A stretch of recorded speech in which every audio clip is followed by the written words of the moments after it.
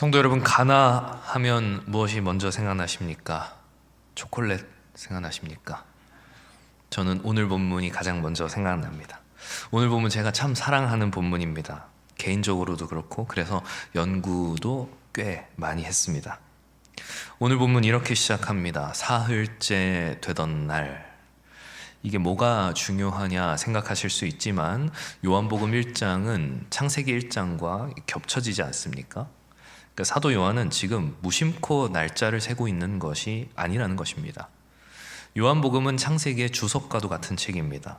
창세기가 태초에라고 시작하면서 첫째 날, 둘째 날 이렇게 천지창조의 역사를 기록했듯이 요한복음 역시 1장에 태초에 말씀이 계시니라 라고 선언한 후 치밀하게 시간을 계산하고 있습니다.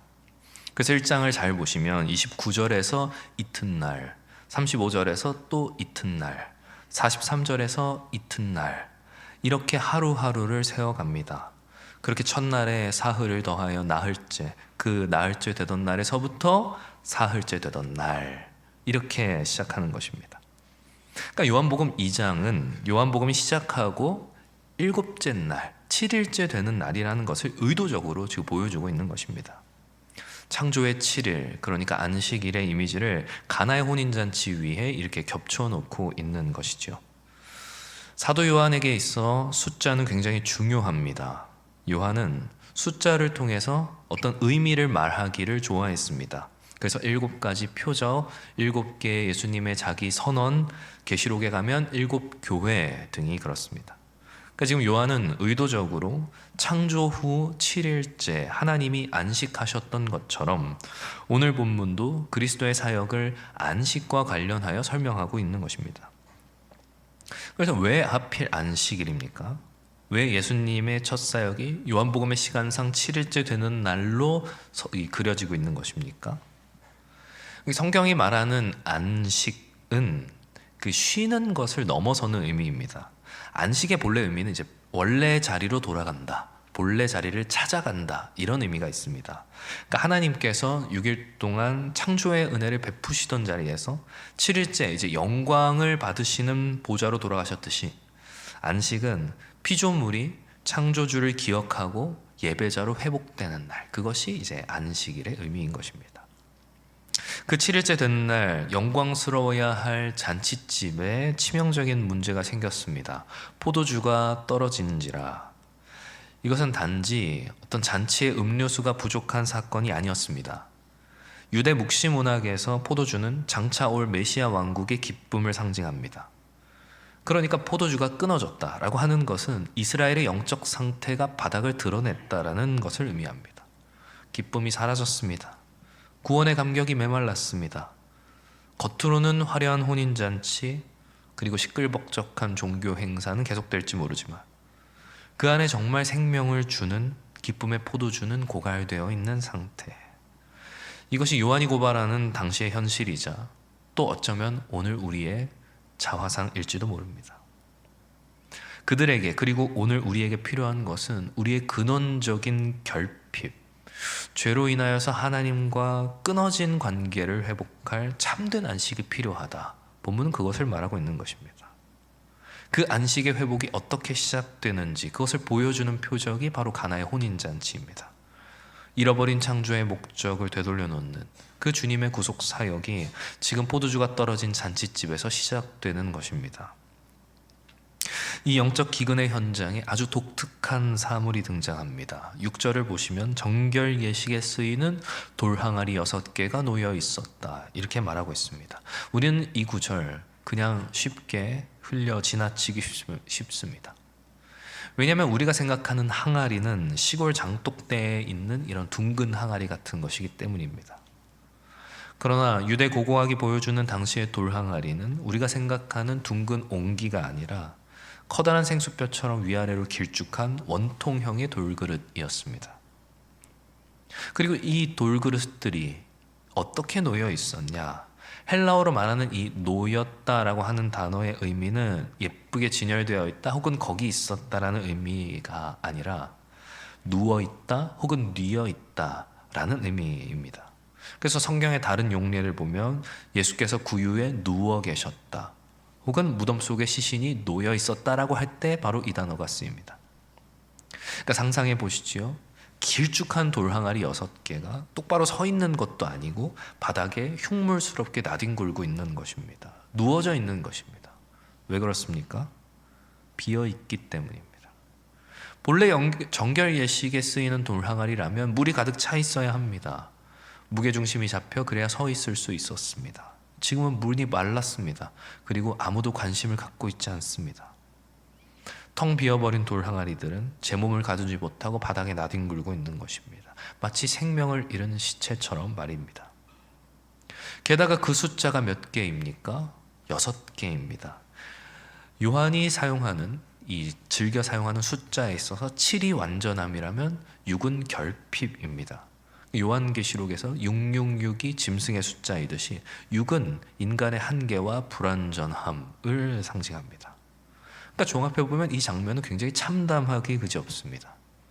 하나님의 형상대로 지어졌으나 죄로 인해 그 내용물은 다 바닥에 쏟아버리고 텅 비어버린 채 세상에 나뒹굴고 있는 사람의 모습. 겉모습은 정결 예식이라고 하는 종교적 거룩함을 표방하지만 속은 메말라 버려서 전혀 제 기능을 하지 못하고 있는 타락한 유대교의 모습. 이것이 바로 돌 항아리인 모든 인류의 실존인 것입니다. 우리는 본래 하나님의 형상으로서 하나님의 영광을 담아내는 존재로 창조되었습니다. 그러니까 거룩한 생수가 우리 안에 가득할 때 우리는 그때 하나님을 향해 똑바로 설 수 있는 존재들이었습니다. 그러나 그 생수가 쏟아지고 죄가 들어왔습니다. 목적을 잃어 나뒹굴고 있습니다. 주님은 지금 포도주가 없어 소란스러운 연회장의 그 소란스러움보다 저 구석에 처박혀 있는 돌항아리의 침묵을 더 깊이 응시하고 계십니다.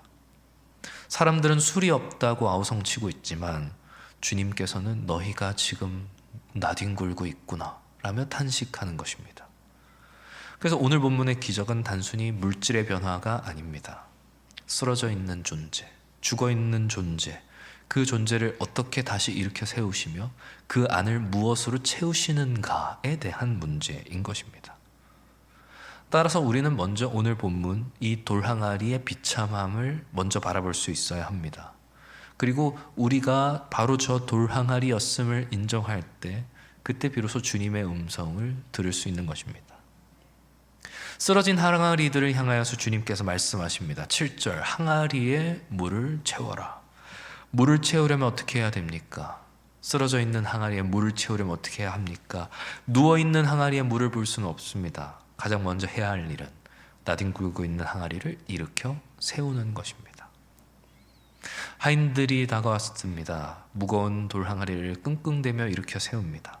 흙먼지를 털어냅니다. 그리고 물을 붓습니다. 아기까지 채우는 것입니다. 이 장면이 그려지십니까? 무엇처럼 보이십니까? 본래 이 항아리가 했어야 할 그 기능의 회복. 창조 때의 본래 목적을 상실하고 완전히 잃어버리고 저 쓰러져 있던 피조물에게 다시금 하나님을 향해 수직으로 세워질 수 있도록 일으키시는 순간입니다. 제 기능을 잃어버렸던 그릇이 다시 물을 담아내는 그릇으로 정결 예식에 쓰일 수 있는 그릇으로 회복되는 순간입니다. 이처럼 주님의 말씀은 우리를 일으켜 세우십니다. 죄로 인해 땅만 보며 살던 우리의 시선을 들어 하늘을 바라보게 하여 주시고 텅 빈 심령을 다시금 채울 준비를 하게 하여 주십니다.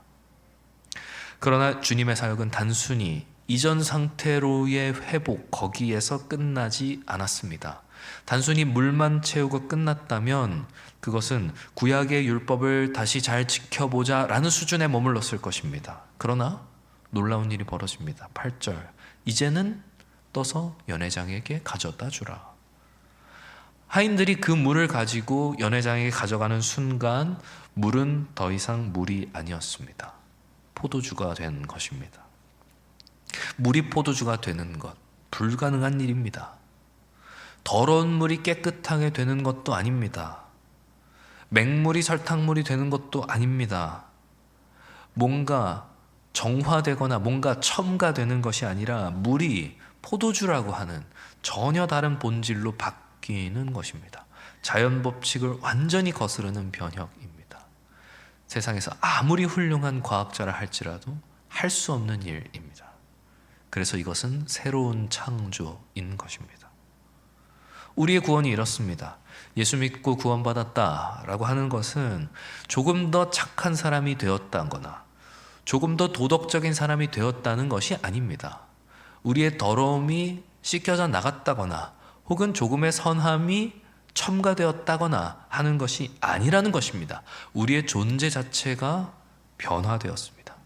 본질적인 변화입니다. 누구든지 그리스도 안에 있으면 새로운 피조물이라. 그렇습니다. 우리는 맹물 같은 인생이었습니다. 사실은 맹물도 아닙니다. 썩고 부패한 물이었습니다. 그러나 그리스도의 말씀이 우리 안에 들어오자 단지 깨끗한 물이 된 것이 아니라 포도주가 된 것입니다. 향기가 나고 맛이 나고 사람을 기쁘게 하고 하나님을 영화롭게 하는 존재로 우리가 새롭게 창조된 것입니다. 그리고 이것이 가나의 혼인잔치가 우리에게 이야기하는 바입니다. 우리 주님은 회복하시되 회복 그 이상의 것을 주시는 분이시다. 쓰러져 있는 돌항아리를 이렇게 세우는 것을 넘어서 그 안에 담겨져 있는 내용물을 완전히 바꾸어 주심으로써 율법의 옛 시대를 끝내고 은혜의 새 시대를 여는 분이시다. 그것을 오늘 본문은 보여주고 있는 것입니다. 6일의 창조를 넘어서 7일의 완성, 안식의 완성이 여기 있습니다. 우리는 주님께 있어서 단순히 고쳐 쓰는 존재, 물건이 아닙니다. 주님 안에서 완전히 새롭게 태어나는 존재들입니다. 우리의 노력으로 되는 것이 아닙니다. 전적인 하나님의 주권과 능력, 그분의 말씀으로 가능한 것입니다. 사랑하는 성도 여러분, 말씀 외지를 합니다. 오늘 이 가나의 혼인잔치는 먼 옛날 남의 집 잔치 이야기가 아닙니다. 오늘 이 새벽 하나님 앞에 나온 우리 모두의 이야기입니다. 우리는 무엇을 보아야 합니까? 단지 물을 포도주로 바꾸셨다고 하는 주님의 신비한 능력을 보고 감탄하는 것, 거기에 그쳐서는 안 됩니다. 그 이상의 것을 보아야 합니다. 이 표적이 가리키는 실체가 무엇인가? 들어갈 때는 맹물이 들어갔지만 나올 때는 포도주가 되어 나왔습니다. 무덤에 들어갈 때는 죄인의 몸으로 들어갔으나 나올 때는 온전한 의인의 몸으로 부활의 구주로 나오셨습니다. 이것이 십자가의 신비, 부활의 능력이지 않습니까? 우리 주님 하늘에서 뚝딱하고 포도주를 만들어내신 것이 아닙니다. 굳이 저 구석에 처박혀서 먼지를 뒤집어 쓰고 나뒹굴고 있는 돌 항아리를 지목하셨습니다. 아무도 눈여겨보지 않았던 쓸모없어 보였던 그것들, 사람들 시선 밖에 있던 그것들을 택하시고 일으켜 세우십니다. 세우시고 채우시고 또 변화시키십니다. 그 돌 항아리가 바로 우리라는 사실을 깨달을 때 우리는 주님 앞에 엎드릴 수밖에 없습니다. 주님, 제가 여기 누워 있습니다. 죄에 걸려 넘어지고 세상에 부딪혀 깨어지고 속은 텅 비어버린 채 나뒹굴고 있는 저 돌아가리가 바로 저입니다.